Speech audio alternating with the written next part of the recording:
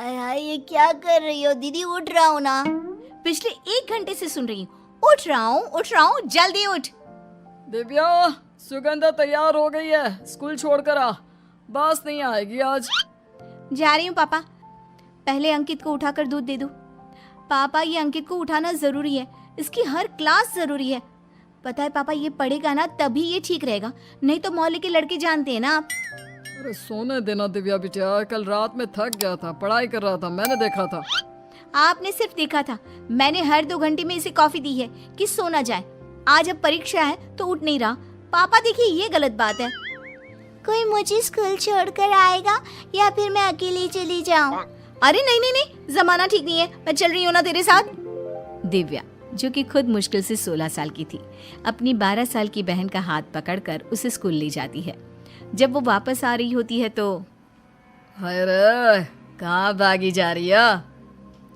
कितनी सुंदर है, मेरी गर्लफ्रेंड बन जा।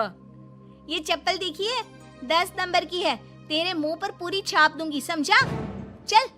और हाँ, गर्लफ्रेंड, शक्ल देखिए तेरी, कैसा लगता है? सुअर। सुअर समझ में आता है ना? अभी कितना बकवास बोलती है। चल, सॉरी बहन, माफ कर दो। ये है हमारी दिव्या, जिसकी माँ अब नहीं रही। पिता है लेकिन बीमार, और साथ में छोटे भाई बहन। लेकिन दिव्या ने सभी की जिम्मेदारी एक माँ की तरह निभाई। कितना बोलती है ये लड़की, सारा दिन मुंह चलता रहता है। अरे ना चले ना पापा, तो ये दोनों हम लोगों को कुछ ना समझे। पापा देखो, छोटी को अभी तक स्कूल से नहीं आई। देखिए पापा, मैं बता देती हूँ, मैं इस घर में नहीं रहूंगी ना तो पता चलेगा आप लोगों को। अरे जरा सा ख्याल नहीं है आपको हम लोगों का, है ना? तभी छोटी आ जाती है। कहाँ गई थी, क्यों देर हो गई? कितनी बार बोला है वक्त से घर आया कर। चिंता हो जाती है, पापा को तो कुछ नहीं, मैं परेशान हो जाती हूँ। वैसे पापा भी होते होंगे, है ना पापा? फिर बताते क्यों नहीं आप, बोलिए। अरे कहाँ देर हुई है दिव्या, 1 ही तो बज रहा है। नहीं पापा, 5 मिनट ऊपर हो गए। वैसे इसके लिए ना पापा किसी को रुकना होगा जो इसे लेकर आए और स्कूल छोड़े। आसपास के बच्चों के साथ जाती है तो देर करती है। कहाँ देर हुई ये अभी तक नहीं बता रही है, पूरे 5 मिनट लेट है तू। छोटी बहन दिव्या के हाथ में एक फूल देती है। दीदी, आपके लिए फूल तोड़ रही थी, देखिए चोट भी लग गई। दिव्या माँ की तरह छोटी बहन को गले लगा लेती है। पिता दूर से दिव्या को देख रहे होते हैं, तभी पास की पड़ोसन आ जाती है। दिव्या बेटी नहीं है क्या घर में? शांति छाई हुई है। अरे वो छोटे स्कूल से आ गई है ना, तो उसके कपड़े और बाकी का काम कर रही है। देखिए भाई साहब, अब दिव्या की उम्र शादी की हो गई है तो उसके लिए एक लड़का देखा है। पढ़ने लिखने वाले लोग हैं, घर में योगा का माहौल, बेटी तो राज करेगी, राज। हाँ, शादी तो करवानी है दिव्या की, लेकिन उसकी ज्यादा बोलने की आदत। नहीं नहीं भाई साहब, ये तो आपको उसे समझाना ही होगा। तभी दिव्या आ जाती है। क्या समझाना होगा? अरे मुझे बताओ, मैं समझाती हूँ। सच में कोई मौका देना तो मैं समझाने में पीएचडी ही कर लूँ। वैसे कुछ लिया आपने खाने पीने में? ओ, कैसे लेंगी? वो तो मैं दूंगी तब ना। रुक के मैं ला रही हूँ चाय। वैसे चाय कैसे लेंगी? उफ, मैं कैसे भूल सकती हूँ, आप तो बिना चीनी की चाय पीती हैं, है ना? ठीक है, अभी लेकर आती हूँ मैं। उफ, दिव्या के जाने के बाद। रहने दीजिए भाई साहब, गलत रिश्ता लेकर आ गई थी, चलती हूँ मैं। अरे कैसी बात कर रही हैं, पढ़ा लिखा परिवार ही तो मेरी पसंद है। आप तो जानती हैं कि पैसे की कमी नहीं है मेरे पास। दिव्या को बस एक अच्छा परिवार मिल जाए, यही चाहत है। अरे लेकिन प्लीज़ बहन जी, बात तो करिए, बाकी मेरी बेटी की किस्मत। खैर, बात होती है और घर आते हैं लड़के वाले। लड़की के पिता के सर पर टीका, माँ के हाथ में रुद्राक्ष की माला। लड़की की नज़र दिव्या पर पड़ती है और मन ही मन सोचता है, हाय कितनी प्यारी है, इससे शादी हो जाए मेरी। ओम शांति शांति। शांति? नहीं नहीं, ये घर शांति आंटी का नहीं है, उनका तो वो नुक्कड़ दिख रहे हैं ना, वहीं से बस घूम जाइएगा। दिव्या बेटा अंदर आ जाओ। जी बहन जी, ओम शांति शांति, आइए। सभी बैठ जाते हैं। घर में अजीब सी वाइब है, ऐसा लगता है जैसे यहाँ की दीवारें भी बात कर रही है। शांति नहीं है, कैसे रह लेते हैं आप? अच्छा, आपकी बेटी कहाँ है? बुलाइए जरा। हाँ, दिव्या, दिव्या बेटा जरा आना तो, देखो ये लोग तुम्हें देखने आए हैं। हाँ हाँ, देखने ना, मैं क्या देखने वाली चीज हूँ। वैसे पापा क्यों देखने आए? बताया नहीं क्या बेटे को? हाँ नहीं बताया, वो क्या ना ये सब काम माँ करती है, अब इसकी माँ नहीं है तो। लेकिन बोलती कुछ ज्यादा ही है। अच्छा है ना पापा, घर में कोई तो हो जो बात करे, वरना आप और माँ तो।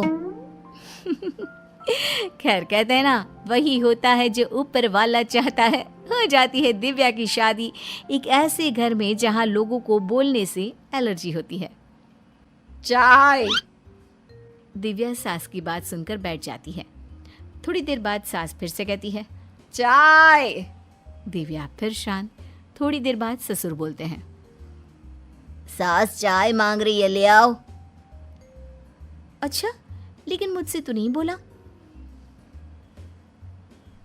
बोला तो चाय।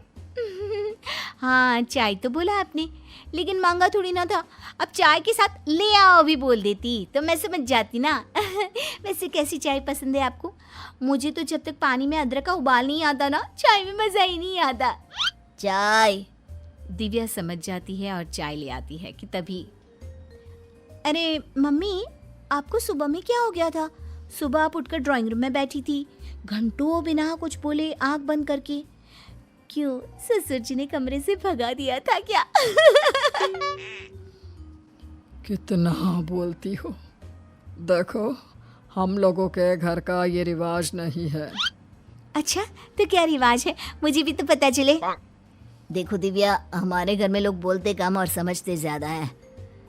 जैसे, हाँ, जैसे बोल दो चाय। अब समझते रहो कि क्या। दिव्या का अब ससुराल में मन उबने लगा था। वो बहुत कुछ सुनना चाहती थी, बोलना चाहती थी, लेकिन सोफिस्टिकेटेड ससुराल वालों के सामने शांत रहने लगी। फिर एक दिन, माँ जी, मेरी छोटी बहन आ रही है, वो कुछ दिन हमारे घर रहेगी। ये बोलकर वो चली जाती है। अब क्या समझा जाए, क्या कह गई है, क्या बोलती है, क्या समझा जाए? ये भगवान, कहाँ फंसा दिया मुझे। तभी छोटी बहन आ जाती है, जिसे देखकर दिव्या उछल पड़ती है। हाय रे मेरी प्यारी राजकुमारी, तुझे देखे कितना वक्त हो गया था। कहाँ रहती है तू? तू यहीं आ जाना मेरे पास कुछ सालों के लिए, फिर यहीं से तेरी शादी करवा दूंगी। मेरी जान, कितनी याद आती है तेरी, पता है। दिव्या बोली जा रही थी और सास ससुर उसे घूर रहे थे। फिर अगले रोज, इतनी जोर जोर से टैप रिकॉर्डर, ये आया कहाँ से? मैं घर से स्पीकर लेकर आई हूँ आंटी जी। क्यों, ये तो हम लोगों के घर आज तक नहीं आया। वो छोटी एक्सरसाइज करती है ना, तो गाना सुनती है। कभी ध्यान लगा कर देखो, कैसे खुद से खुद का मिलन होता है, कैसे दुनियादारी से दूर अपने पर ज्ञान होता है।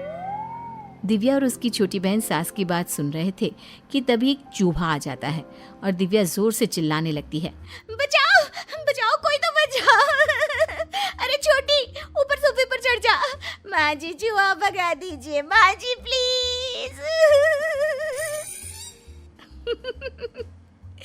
दिव्या के चीखने चिल्लाने से सास का पारा हाई हो जाता है और वो, निकलो निकलो घर से, इस घर में तुम जैसी उज्जड़ लड़की नहीं रह सकती।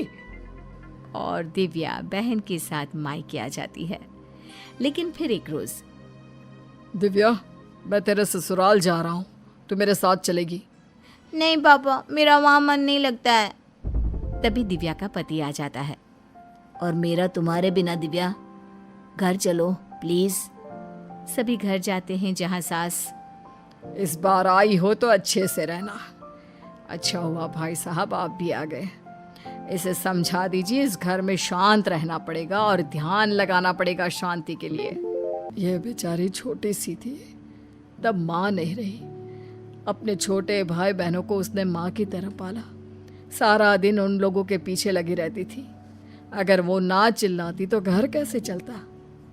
अब सास को पिता की बात समझ में आती है, उन्हें अपनी गलती का एहसास होता है। मुझे माफ़ कर दीजिए, मैंने ये सोचा ही नहीं कि जो लड़की जीवन की इतनी परेशानी का हंसकर सामना करने वाली है, वो कैसे शांत रह सकती है। आज से तो मैं भी बोलूंगी, वो भी खूब।